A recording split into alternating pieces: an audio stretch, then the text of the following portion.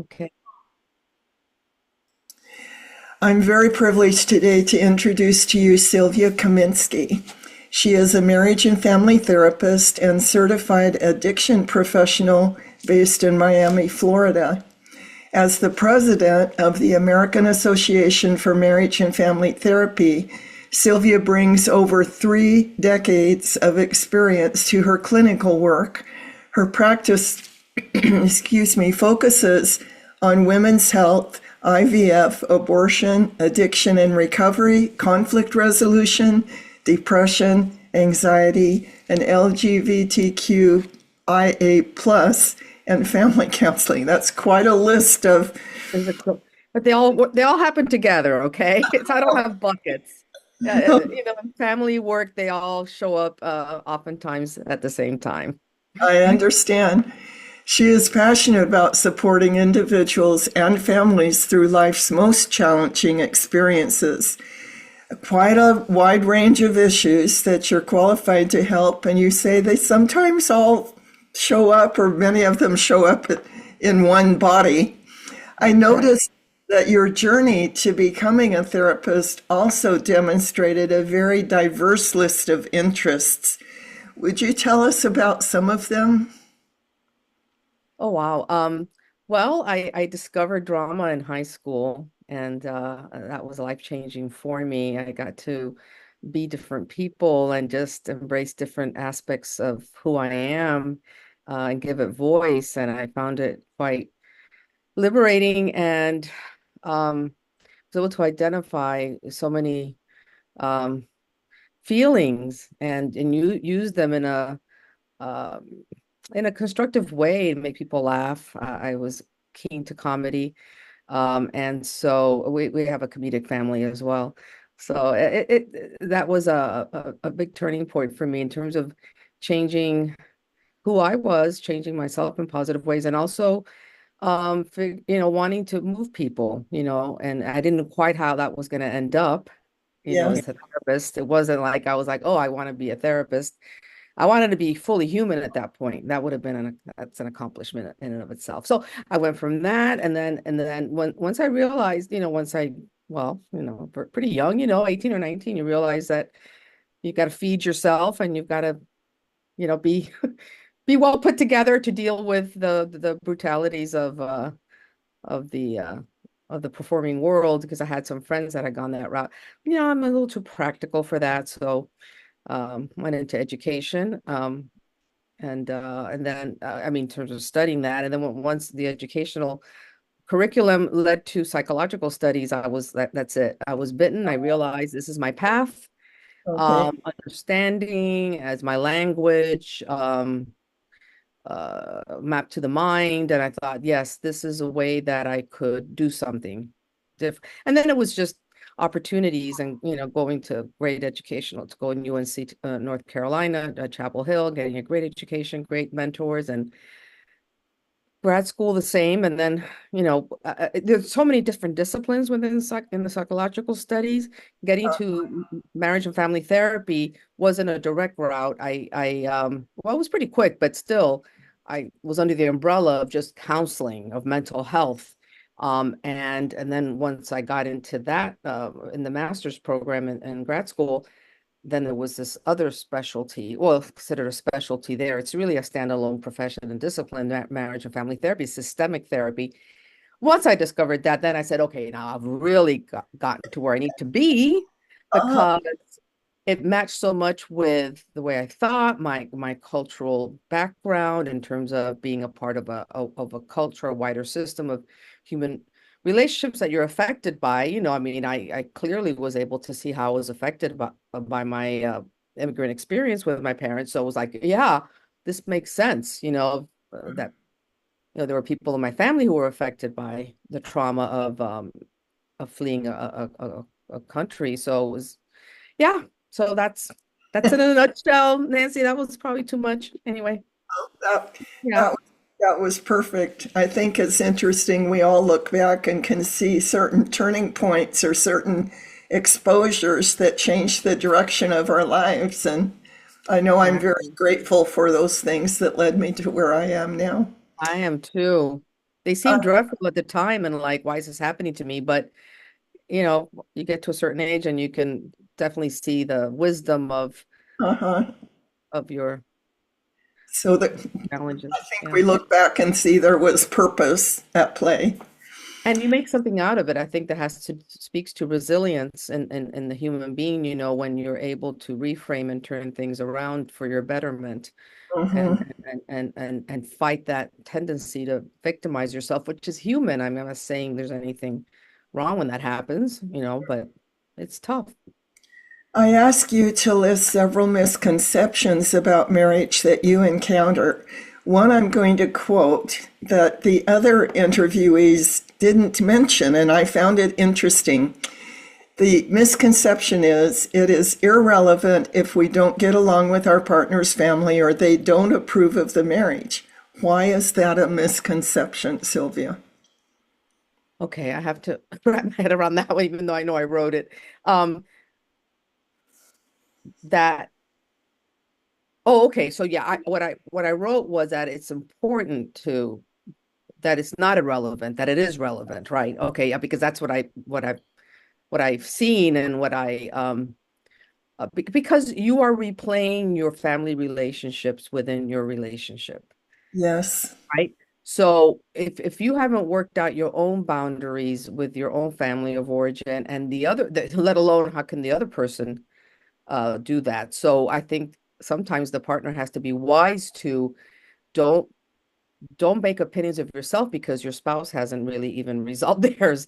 So it's better to um, recognize that those are important factors and they shouldn't be ignored. Not, it's important that you work on them and you take them on as your own responsibility. So yes. it's relevant in that sense. Okay, great. Another misconception you listed is it is more important to know your partner fully before marriage rather than make sure you are open to continue knowing them as the years pass. Why is that on your list of Oh misconceptions? my God. But well, one thing again, you realize when you get to certain ages that you are different people throughout your life. Yes, If you do things right and you take cues from life and from what befalls you, you grow and it's a wonderful thing to say that you don't, that you can grow, that you can change. And I think that keeping up with that with each other and acknowledging that that's going to happen and you want it to happen, it's not a scary thing. It's not a betrayal. It's not like you don't love me anymore. I mean, it goes to such a pipeline of negativity when you don't acknowledge that. The beginning is filled with, let's face it, hormones. yes, You of course. know, I don't even know if it matters how old you are when you couple. I think it's just human nature, right? So there's with the rose-colored glasses, whatever you want to call that stage. So it gets real, and it's more important that you have that framework that it's going to change. So the commitment is to grow together rather than to judge each other for changing. Another Exactly. Another misconception you listed is that great partners automatically make great parents. Why isn't that true? Wow. That got many layers to it. Again, it's very normal to replay your own childhood when you're a parent, whether you're conscious of it or not. And I think that many unmet needs and fantasies, or unmet needs and ways to go about them start to play out. Mhm. And the way that you were raised in terms of discipline and the things what you thought right from wrong and all of those things come into play. They've never had an opportunity. Maybe if you get a dog, I do advise sometimes a dog will bring that out in you, or yeah, more so than a cat. Okay, let's not get into that part, but yeah, that'll happen. So yeah, you start to those parts of you will come into play, and they are a source of huge conflict. And Yes.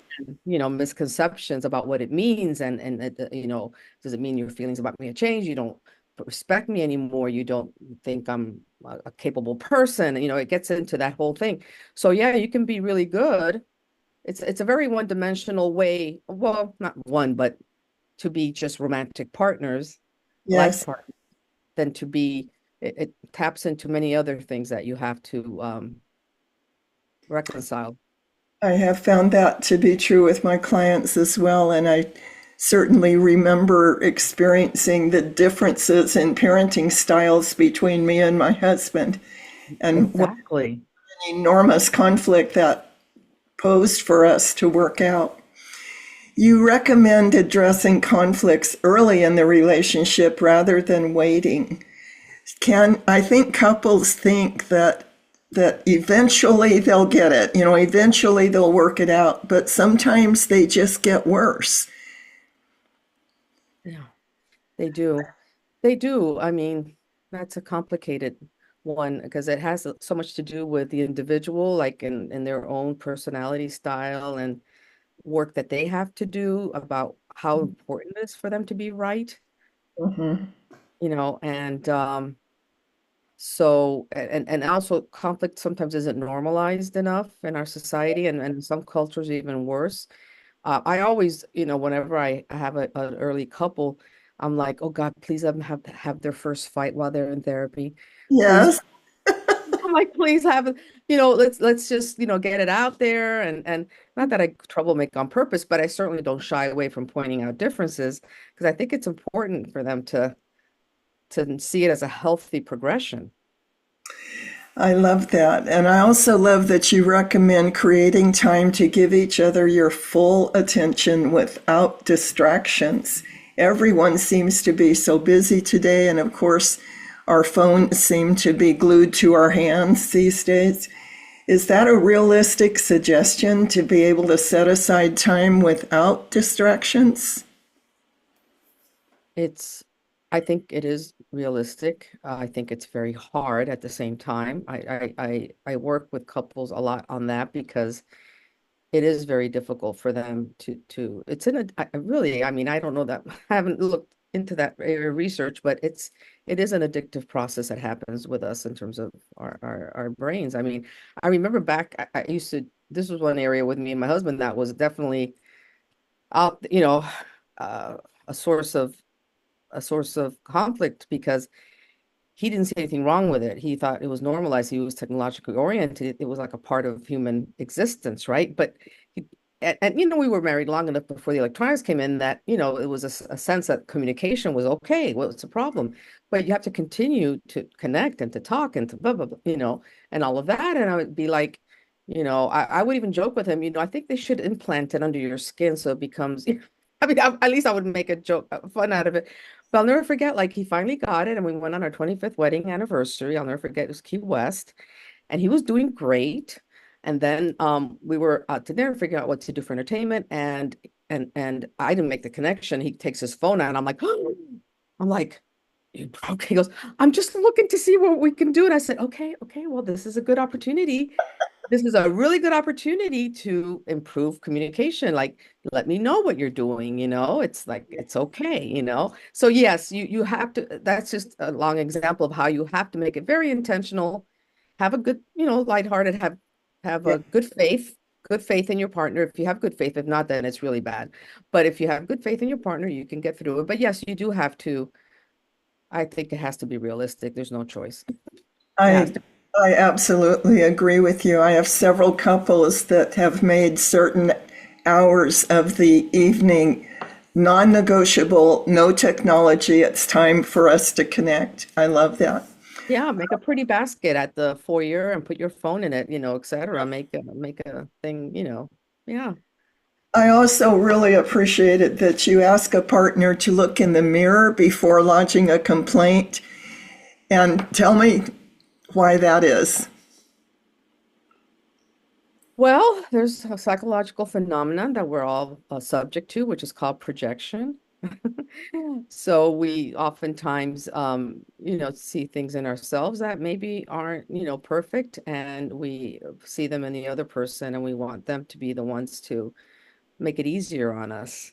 And it's an Mhm. unconscious thing. It's not like we're all like doing this on purpose, but it's very human. And I think if you realize that, all right, let me clean my house first. It's like going to somebody's house, say, oh, your house is dirty and unkempt, and you haven't even, done yours. So it's very important to look at yourself and be willing to, it may not be the exact thing that you want to bring up, but it could be something else, that you're not taking care of yourself, just so that you can humanize the conversation. And it's like, how can we both be better, rather than this is your problem, yeah. It's so easy to see a fault in our partner and much harder to see it in ourselves. And sometimes Absolutely.